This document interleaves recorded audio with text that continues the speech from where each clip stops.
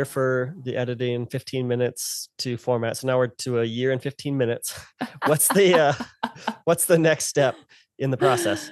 Well, And some of these maybe hopefully, are happening at the same time. I'm not yeah. sure, but So some things happen simultaneously. Like usually I'm trying to get the cover art done so that it's done before the book is.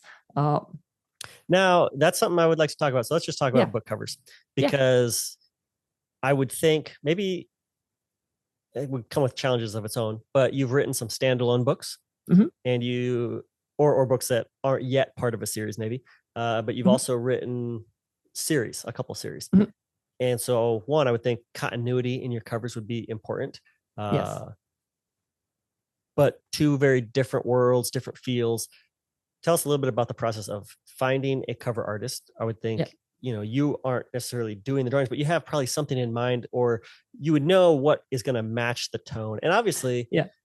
talk a little bit about the importance of a cover, Yeah. because what movie were we just watching? Oh, we just watched Mary Poppins Returns, and there's that whole fun scene between Mary Poppins. Uh, it's not Bert. Oh, No, what's his name? It's I've only seen Lin-Manuel it once. Miranda. Oh, it's fantastic. It's great. But Yeah. they have the whole song about the cover is not the book.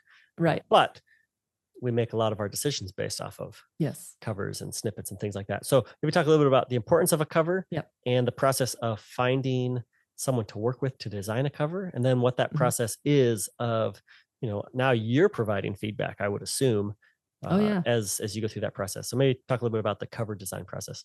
Yeah. So, for me, I rarely know what I want the cover to look like because I don't know. I'm a little bit tentative and maybe a little timid when it comes to covers because I know I'm not an artist and I can't draw and I do have an eye for like, I can tell that something looks good or something doesn't look good. But for the most part, I'm like, I like the color blue. I don't know, that sort of thing. And so yeah, What is your it favorite color? exactly. Blue, So no green. it can be a little difficult for me to work with a cover artist because I feel like I'm just annoying them all the time. Hopefully I'm not, but so I've worked with three different cover artists. Uh, Two were more personal, and one was more of a company where I just like Steal Tomorrow was with More Books, Miblart. I'm sorry, was Miblart, and that was more of a company where I said this is what I want, and it had to be a specific kind of cover because it was part of a series of it was a multi-author series of retold classics, and so we had like this is the color, this is the background. You have to have one object in the middle. The font was chosen for me, so that was actually kind of nice because Hmm. I knew this is what I wanted to look like. So I kind of mocked something up in Canva and sent them that and was like, this, but make it look professional. And they did. So Hmm. so that was great. Um, and then most of my other books, more recent books like the Turrim Archive and Echo of the Fae, I've done with Savannah Jazowski of Dragon Pen Designs. And so for her, there's been a little bit of collaboration. So like with the Orb and the Airship, like again, Derek drew the airship because we just couldn't find. So a lot of her stuff is like stock art, stock photos that she's putting together, and kind of coming up with the different what's this called borders. But Derek he drew all the orbs. He created all of those. He created the airship on Prisoner and the Pirate. He did the little paratrooper guy. So Oh, serious. So a yeah, little bit he of a did that. collaboration. Yeah, so it is. It's definitely a fun collaboration back and forth with the two of them, which is good because he's pickier than I am, and so if he can get involved, then he can be like he seems to have a better idea of like how to get like how to speak artist. I don't speak artist so well. So when it comes to the cover design, Derek's like, I am the captain now. Right. So it's good. I'm sure he drove Angelina nuts when she was doing my beautiful watercolor paintings for the King's Warrior series. No, it's very helpful because I'm I remember sure that process. I remember that there were moments where he was like zooming way in and going, this pixel is off. And Angeline, I'm sure, was like, oh my goodness, I am going to slap you. So well, it is an interesting, so there's different forms of artistry. And I am, I've talked about it recently a little bit, to where, there's artists who can take a blank canvas and create something. I cannot do that. The vision for that, and then to be able to execute on the vision. I like to shoot with my camera, where it's like, oh, there's something beautiful. Capture that. Yes. It feels like, okay, I'm just trying to capture a glimmer or a shadow of that thing. But one of the things that in that art world is there's different forms of art. There's realism, and then there's Angelina's definitely more of I think maybe an impressionist is the term, where she loves to move quickly, and she would paint with I think they call it like almost like a knife, not even a brush, because she just loves thick application of paint and the feel. She likes to capture the feel of a thing. Yeah. And there's time, Picasso was an artist, and he obviously saw things different. And as Brian Regan would say, maybe he should have stuck to something other than art. And whenever I do any artistic rendering, I always say I'm just Picasso in my, it doesn't look like it should, because I see it different. So to anybody who's watching, who's an artist, who's getting incensed, we do understand that Picasso could paint realistically. We're just picking on his choices. Yes. Yeah. Oh, for sure. For sure. It's kind of like, I don't know if you remember, there's a movie that came out a number of years ago that was based off of a famous play. And the famous play is known for its just powerful and beautiful music. And I won't necessarily name it, but I remember it came out, and they decided, you know what? We're not going to have the music. We're not going to have the actors be Broadway performers. They're going to just be normal actors. So they aren't necessarily singers. So that was the first thing they decided. The second thing they decided was, we're not going to do studio recordings of the musical numbers. We want to capture it raw and live in the scene that's taking place.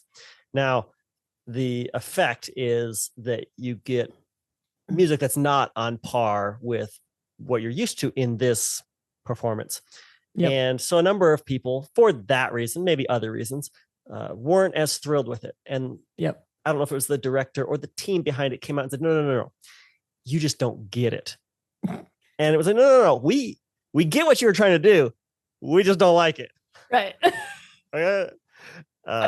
So I understand it. There's a lot of, I have to like it. That's right. And that is the difficulty with art. And I would think with cover designs, and with having to share now your vision, because it is a very subjective thing. And there's obviously, I do believe there's elements. We've talked about this. I remember we had a great conversation with DJ Edwardson, about the idea of beauty and in the world of art and storytelling. And I don't want to add to that conversation. Just go find it, because DJ's thoughts on that were fantastic. But there is that challenge of, you've got your story that you've poured your whole heart and soul into, and now working in collaboration with somebody else who they may love the story, but they might, there might be different things about it that they love. I'm just going off on all kinds of tangents here, but I was watching anytime I see an interview with Russell Crowe, I'll watch it just because I could listen to his voice. But they were talking to him about the supposed non-confirmed sequel to the movie Gladiator that really exists in a different world and is not a sequel in my mind. Gladiator lives by itself. But they were talking to him, and he was just saying the sad thing with it was none of the creative team understood what made that first movie so great. And he said it was the moral core of the story that made the first one great. And he said they had to fight every day on set to keep that. He said because they had producers and team who wanted to throw, let's throw this in there, or let's throw that in there. And they said, no, it doesn't make sense with this character. He wouldn't do that. And they understand that. And you've talked about that. Somebody needs to be on those sets. Like if you have a book adaptation, someone needs to be there to champion the core and the moral core of that story. And so I would think that would be a fun process, but also it could be challenging. And I know just seeing from a distance, like it was it was very fun to get to see what that process would be like for Angelina, to where she's trying to, in her style, Mhm. take all of the feedback and this is what we're looking for, and then Right. deliver it. And just to see how that morphs. And there was, a few times where it's like, oh, you would start probably similar to like your story, to where let's start Mhm. with this. And it's like, yeah, you know what? Gesturing at all of it. Let's throw it all away and start over. So a very fun process. What is the importance of the cover design in the process of publishing your book?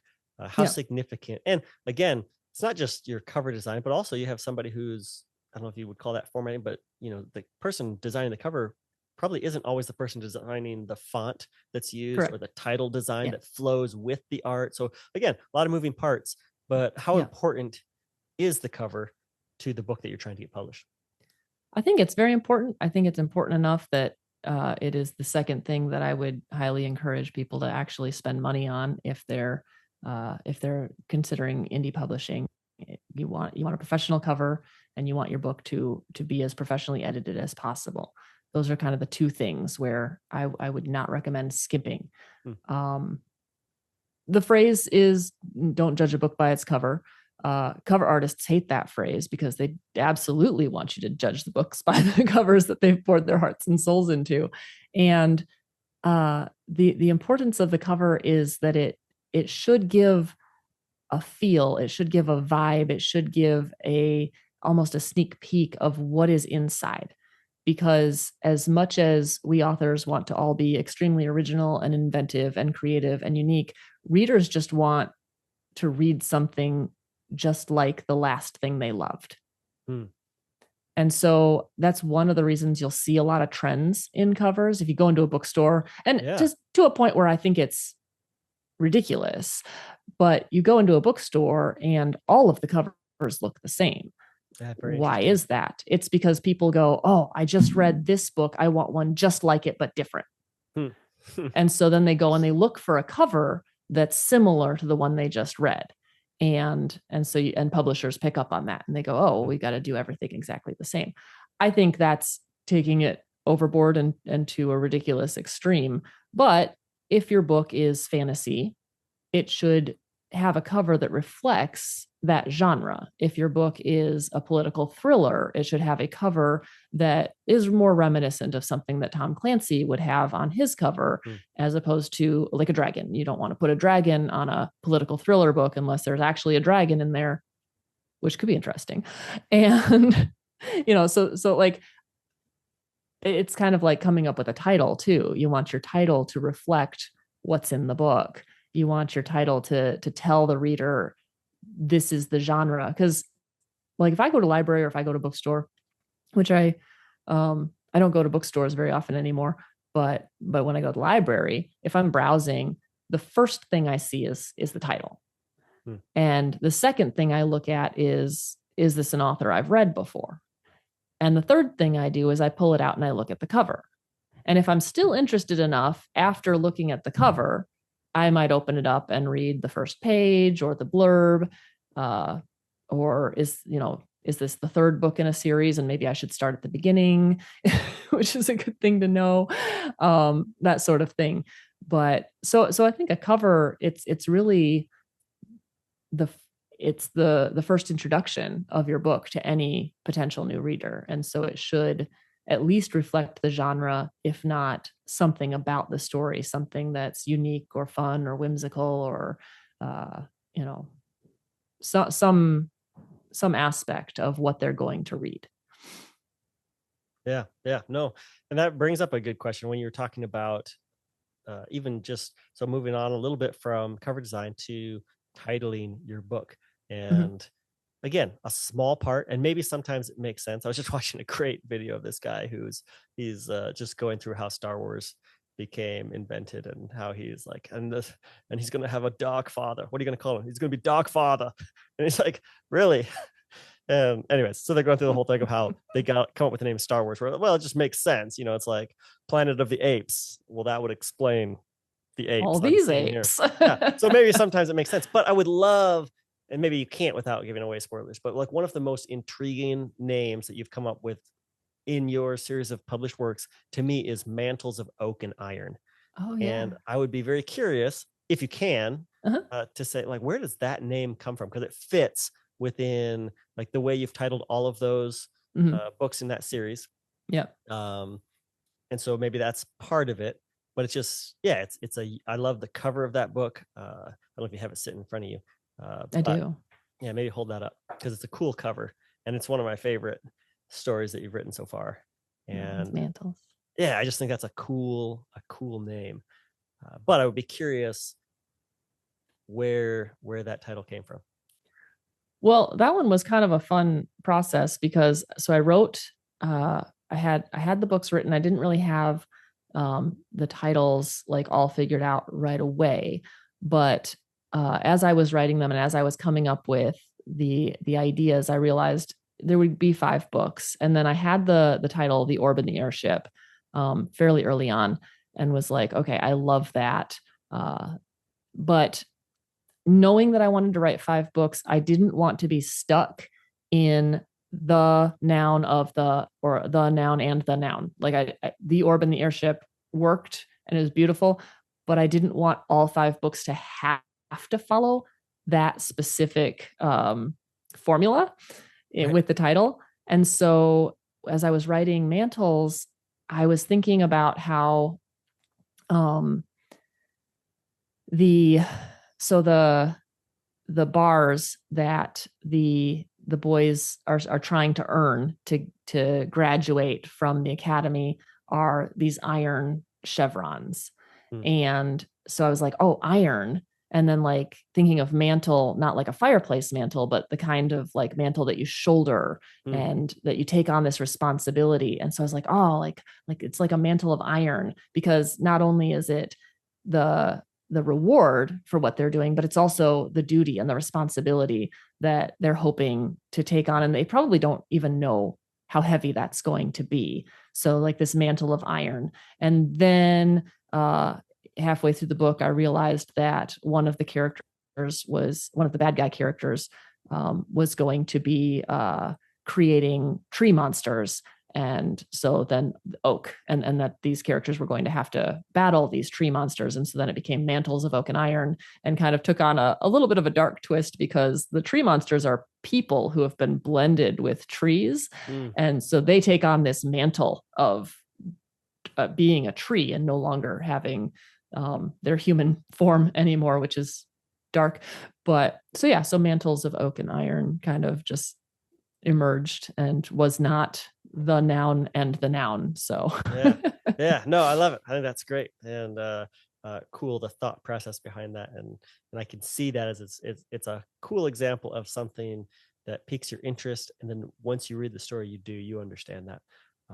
Total segue, but I do think there was an opportunity in there to get the line "make like a tree" and get out of here in there. So you've got a cover, you've got a Mhm. title, you've got your cover design, you've got your book formatted. What's the next Mhm. step in the publishing process? Uploading it to wherever you're planning on publishing it. How many options And are there for that kind of thing to self-publish? there's quite a few. So I use exclusively KDP, which is Amazon, and Ingram Spark. Okay. Uh, I use Ingram Spark because they have better hardcover options, and I like their expanded distribution options. I feel like they do a better job with that. So I have my paperbacks and my hardcovers through Ingram Spark, and then I have ebooks and another version of the paperbacks through KDP, which is Kindle Direct Publishing, I think is what it stands for. But they also do uh, paperbacks. And KDP a couple years ago rolled out a hardcover option, but I don't believe it has a dust jacket. I haven't explored that avenue because I'm very happy with Ingram Spark. They're very easy to work with. They recently waived all of their fees, so it doesn't cost anything to upload your book with them. So that puts them on par with KDP, because KDP has never had an upload fee, which is nice. Wow. And so yeah, it used to be like $50 to upload with Ingram Spark, but they waived that I think about a year ago. So that's been really nice. Maybe 2 years ago. Anyway, so but yeah, I like their quality just a little bit better than KDP, but both are they're pretty comparable. I would say Ingram Spark's customer service is much better. If I tell them, hey, this book arrived damaged, they're like, cool, we'll send you a new one. Hmm. Keep the old one. We don't care. So that's nice because then I have book copies that I can just give away. Because I'm like, well, they're damaged. I can't like in good conscience sell them, but you know, like the corners come dinged up sometimes, just in shipping, and they have always honored that and sent me new copies right away. So Now, how does that process work? Because I know I've seen you mention it sometimes where it's like, okay, you got the cover, the formatting, Mhm. all of the design ready to go, but it's not like, oh, send it and like let's just start shipping books. Like you have Right. to usually get a couple drafts to make sure colors are right. Like what are all the things you're Yeah. looking for when you look at, hey, this is the initial book that I get from Ingram So Spark or making KDP? sure, so the big thing for me is just making sure that the cover is printing correctly. And usually like I never have a problem with the interior of the book. Like unless there's a misprint, but for the most part, the interiors of my books have been perfect. Uh, what I'm looking for is the making sure that the color matches what I wanted to like what I was expecting because of what I saw on the screen. And I know there's going to be a little bit of a difference, but if it's several shades, I might send a note to my cover artist and be like, hey, can you lighten this up or darken this up because it's really just not showing up in real life the way it does on the screen. Gotcha. The other one is just making sure that like the spine lines up correctly so that when you look at it, you know, the title is in the center of the spine where you would expect it to be. Or like with the Turrim Archive, we've got a border on every single one of these, which is a little tricky to get exactly correct, especially on the dust jackets. And just making sure that that border isn't like falling off any of the edges type of thing. Making sure that the text is legible, but usually that's not a problem. As long as like if it's legible on the screen, it'll be legible on the book itself. But yeah, so I usually order a proof copy or two. So once you the proof copy meets with your approval, then Mhm. what's next after that? And I hit publish. And how does the publishing work in a self-published book in terms of, you know, I would assume you're not, okay, published doesn't mean they send 100,000 published books to your house. No. Is it a print on demand? And what does that look like in Yeah. terms of, okay, now that it's published and out there, how do you like, what are the next steps in terms of, okay, now I need to let my readers know it's available? Yeah. Maybe even talk a little bit of what are the costs that come out of, you know, each book sale, Mhm. all of that kind of thing in terms of like the next steps once it's published. Yeah. Yeah. So so once it's published, no, they don't send thousands of copies to my door. I do everything print on demand, or POD is the acronym, but print on demand, which means that when somebody orders it, they print a copy, they send it to them. And so I will usually order some amount of copies to keep on hand and to send to like my Kickstarter backers, for example, with this latest series. I've got a good number of people all waiting patiently for me to send them new copies of the next book. But so then it's just really the marketing, and you get into so I have to pick a price that I want to sell my books at, and with the ebook, you just try to pick a price that's comparable to other books in your genre of your length. And then there's really not a lot of money that comes out of the ebook. The ebook is like I get 70% of the sale price, just straight up. With print books, paperbacks and hardbacks, there is a printing cost that, so like if I sell a book for $15 on Amazon, I don't make $15. Right. I usually make about $1.50 to $3 depending on the length of the book. Just because of how much it costs to print the book. And so yeah, it's not a lot per sale. I make now if I buy the books from Amazon or from Ingram Spark, then I'm buying them at wholesale, which means I'm just buying the print cost. At which point, so like my print cost might be $7 for a book plus shipping. You always have to think about the shipping.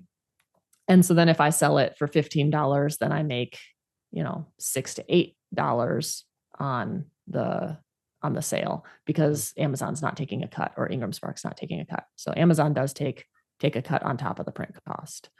So you have any idea what that, like how that cost breakdown would compare to traditional publishing? Have you ever looked into that? It seems like, I would assume that the cost that the publisher would take I would assume it would be fairly similar, but I could be totally off. I have no idea.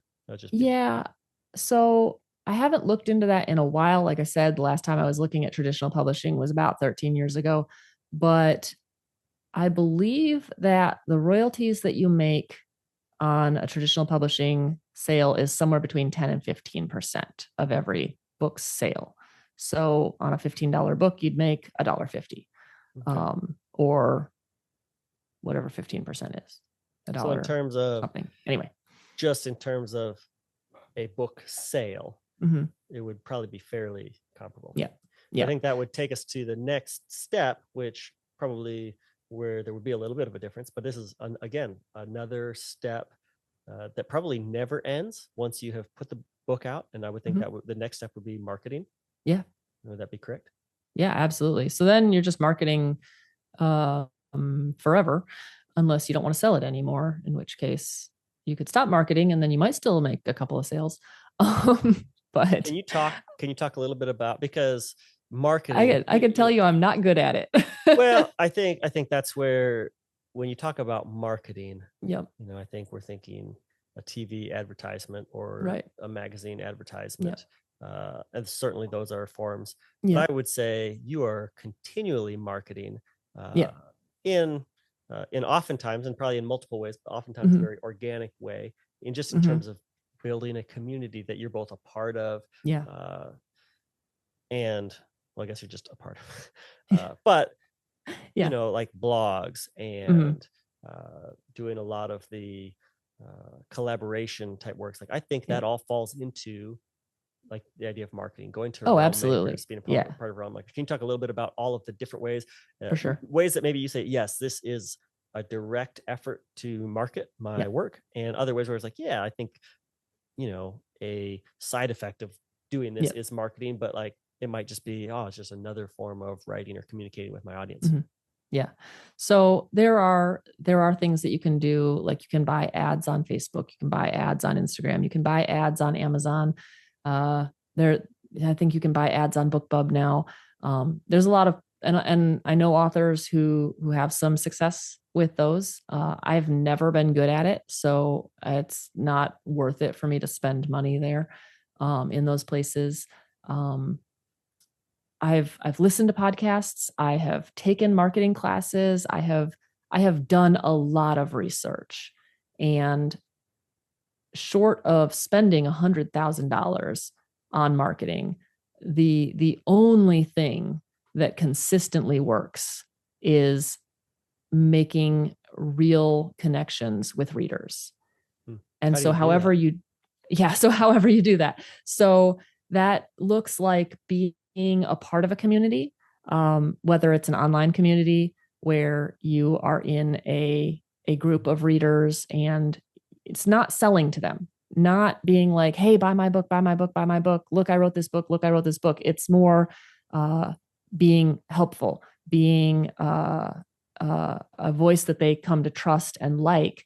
And so if somebody says, hey, I'm looking for a book where the main character is a pirate and the bad guy is her father or whatever, then going, oh, I read a book like that, and then pointing them to it, as opposed to, well, my book doesn't have any of those things, but you should read it, right? Because I've seen that happen.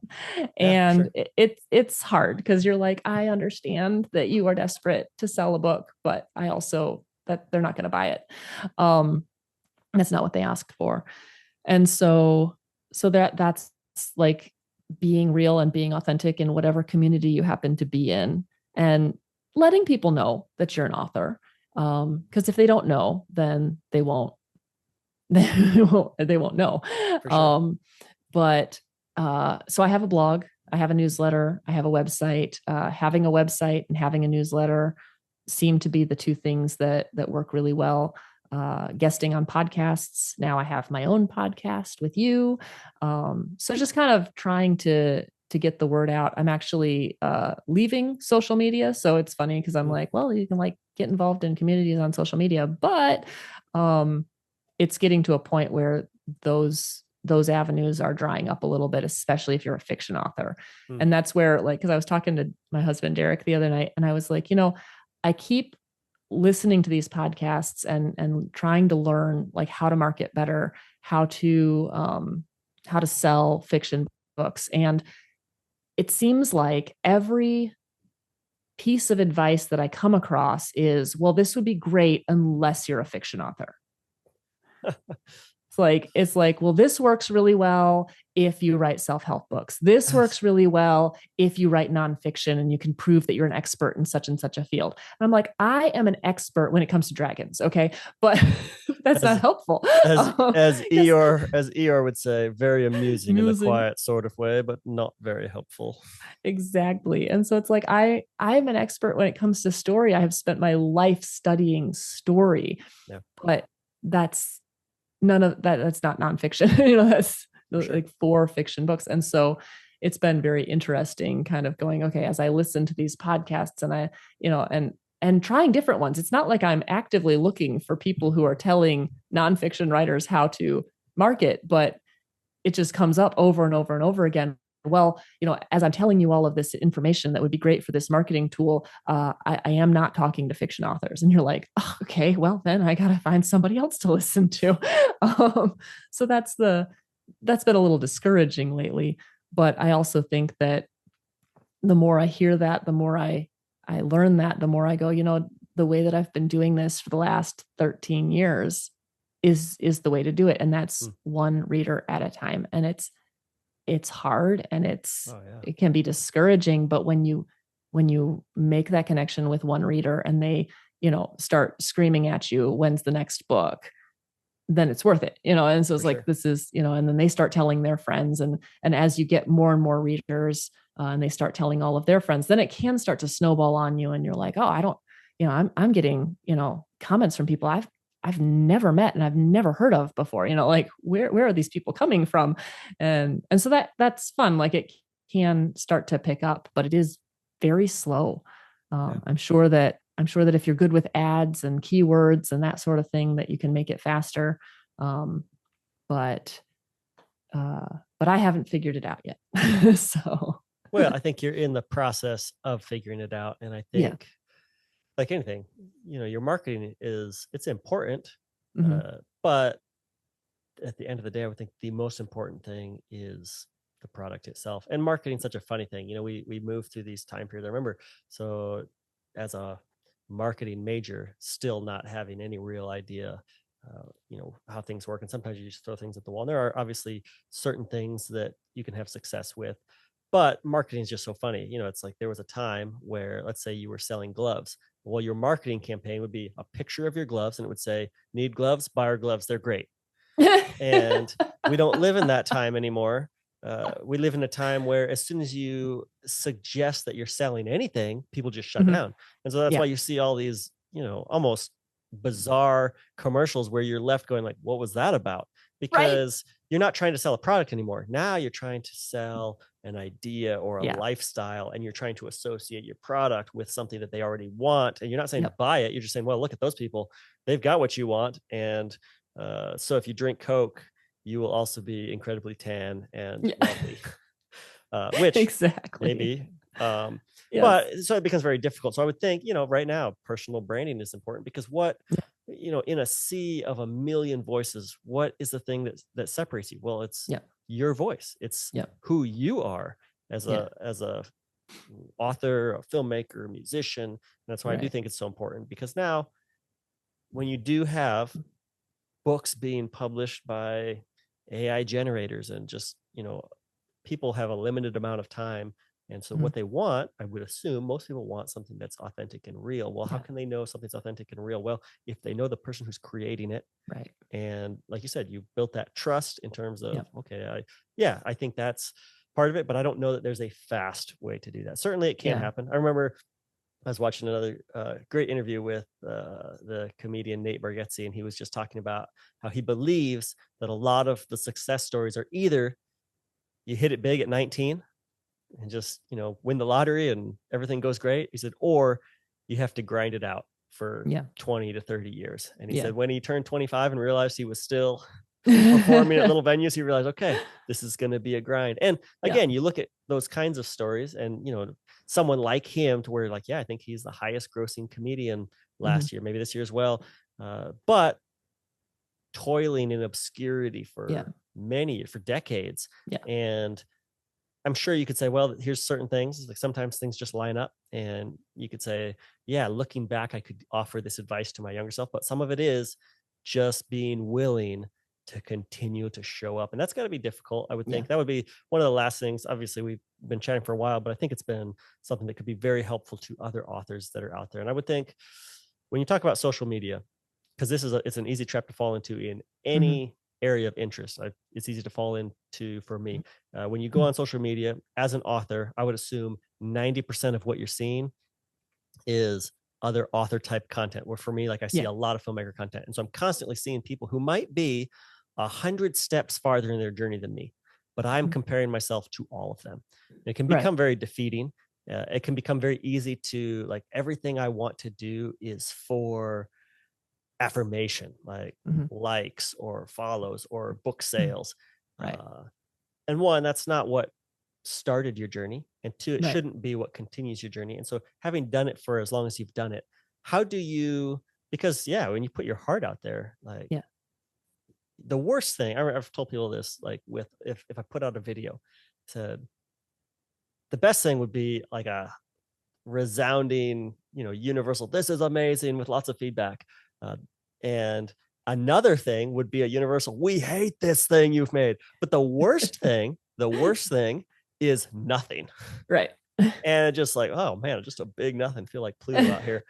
But how do you continue that, it's funny. You said you stopped doing queries because it was too much work. And then you laid out this 2-year process where you have to become not only the writer of the book, but the general contractor who is working with all these different people and coordinating to get a finished product that is beautiful inside and outside into the world. And so it's a lot of work. And then the marketing is just a continual, maybe not daily, because you obviously have a million other things going on, but a continual process that takes time.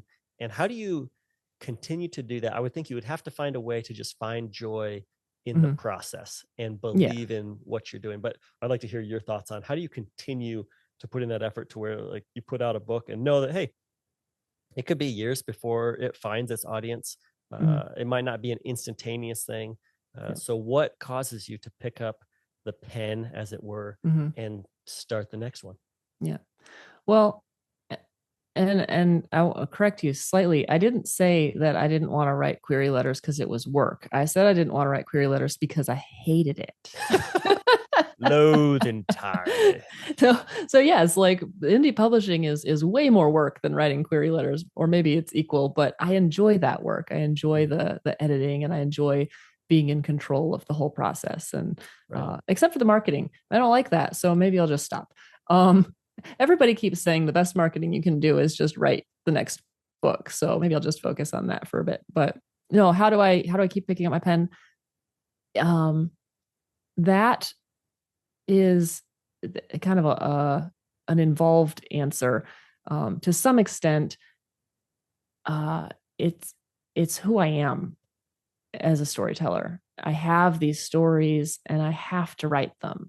If I'm not writing them, then they're not doing anything. They're not being told. They're not, even if I'm just writing them for me, I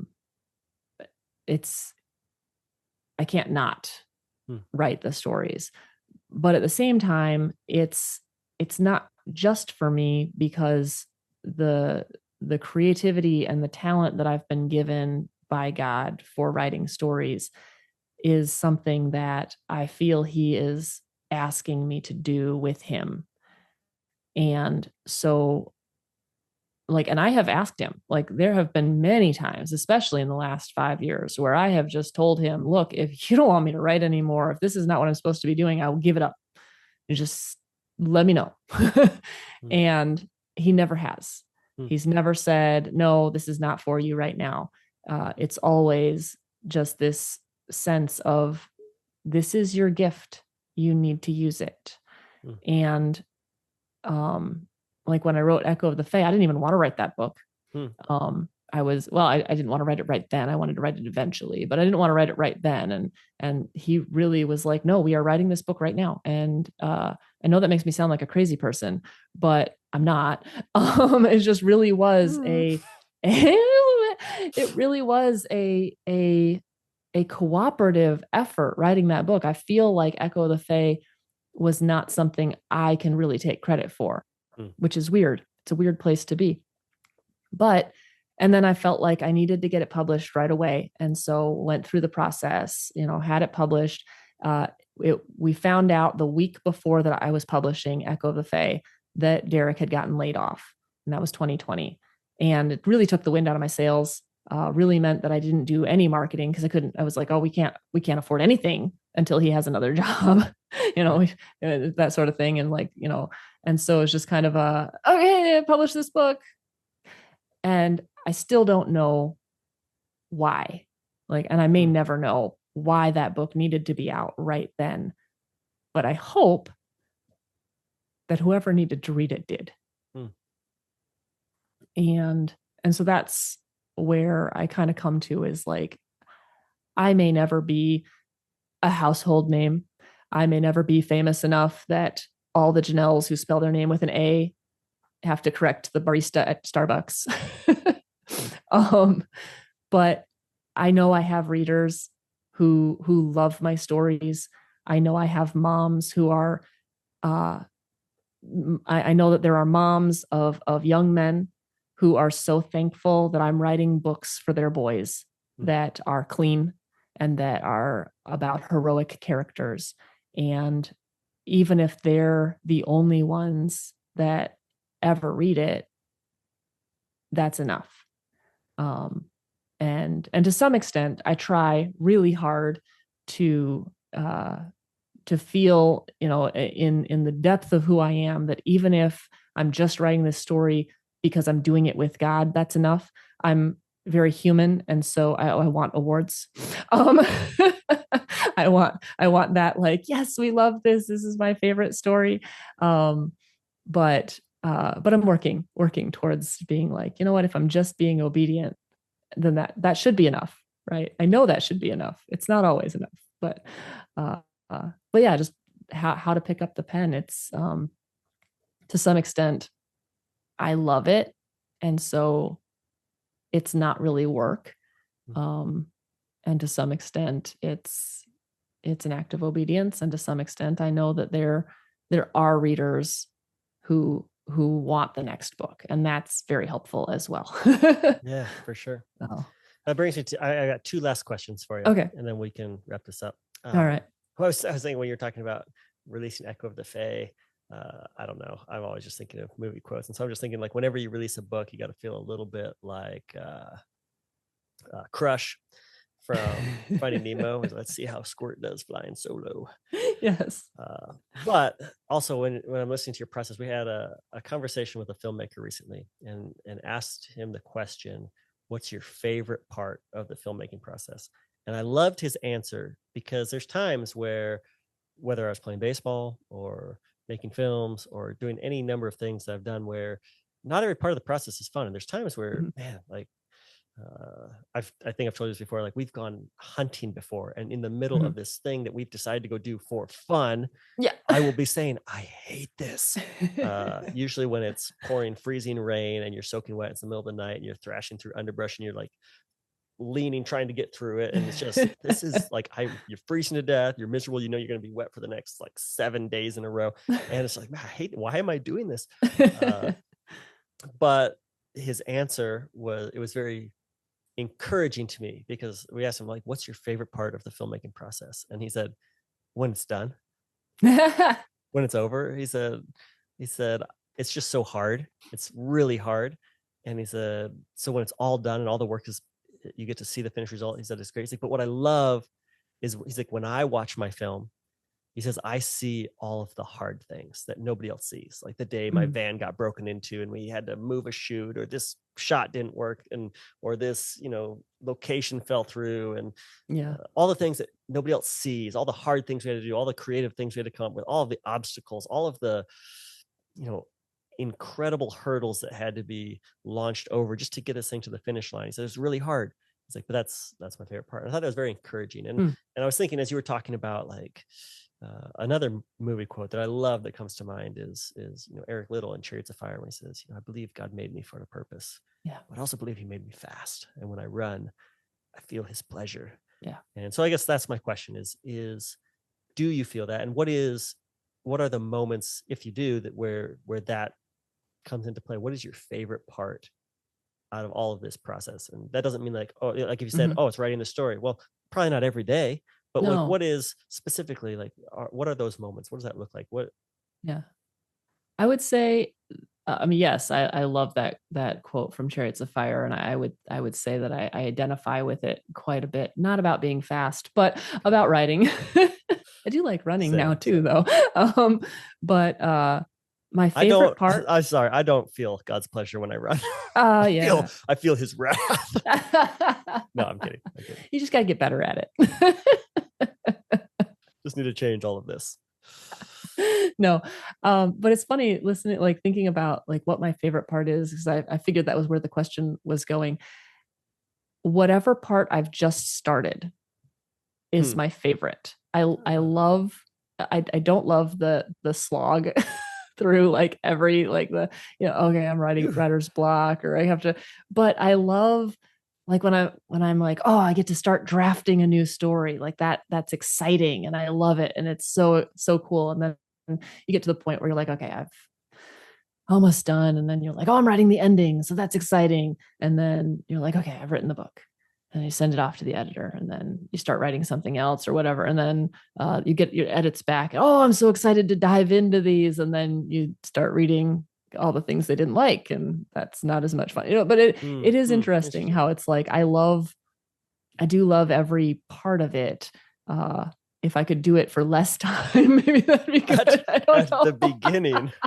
I love the beginnings of all of the pieces, which I think is part of why I love publishing books. Anyways, I do love every part of it, and it's fun to be able to go, from drafting to editing and back to drafting, and then you publish something and you release it, and that's exciting. And then, you start seeing reviews, or people, reach out and tell you that they, I just had someone reach out and tell me that Dalmir is their son's favorite character of all time. Oh, right on. Like, year made right there. That's right. Like, okay, I can live on that for a while. So yeah, no, it really helps. Yeah, I think that's awesome.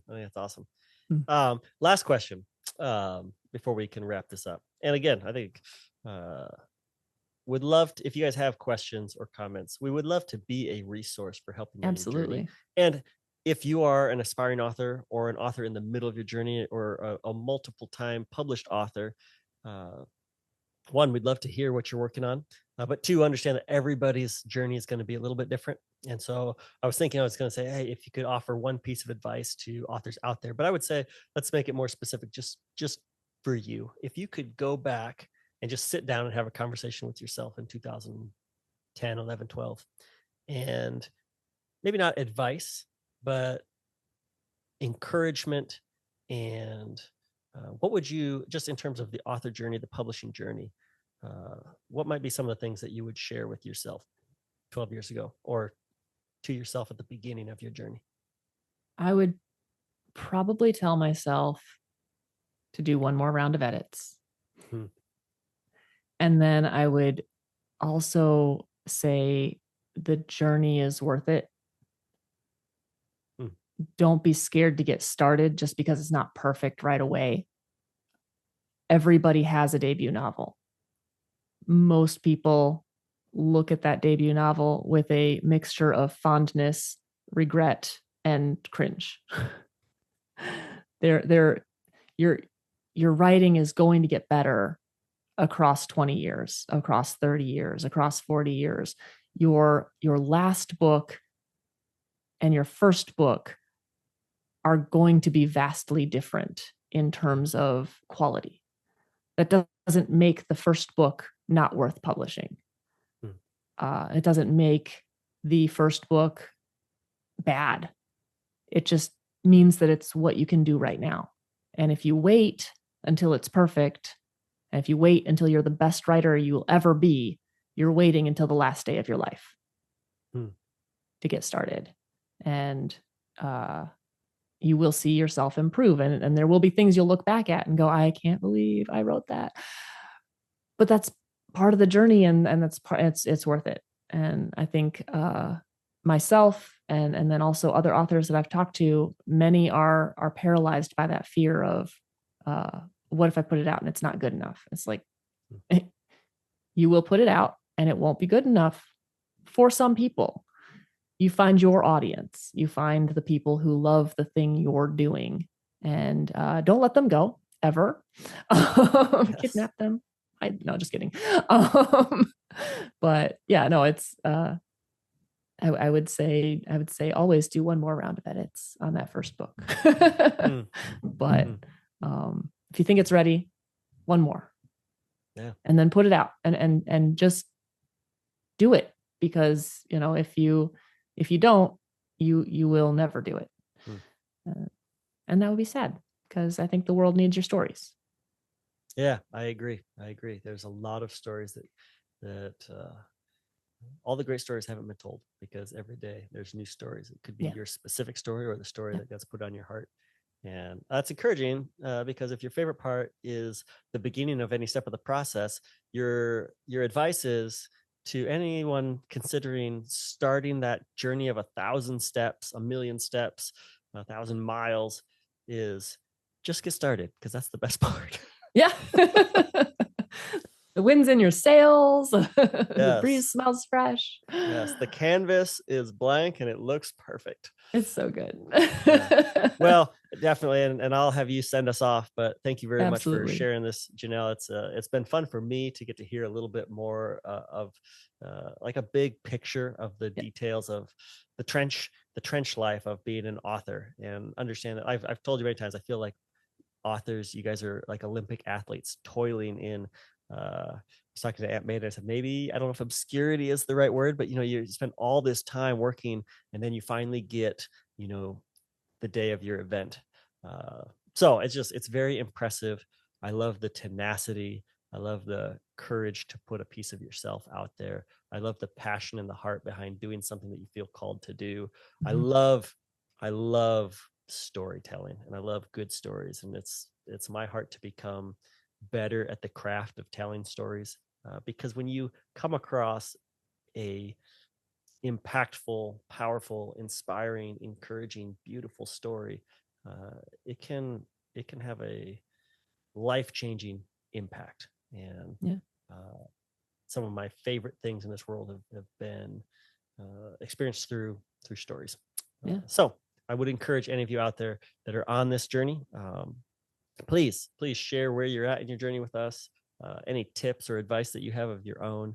And I just do hope that this has been an encouragement and can be helpful to somebody out there on their journey.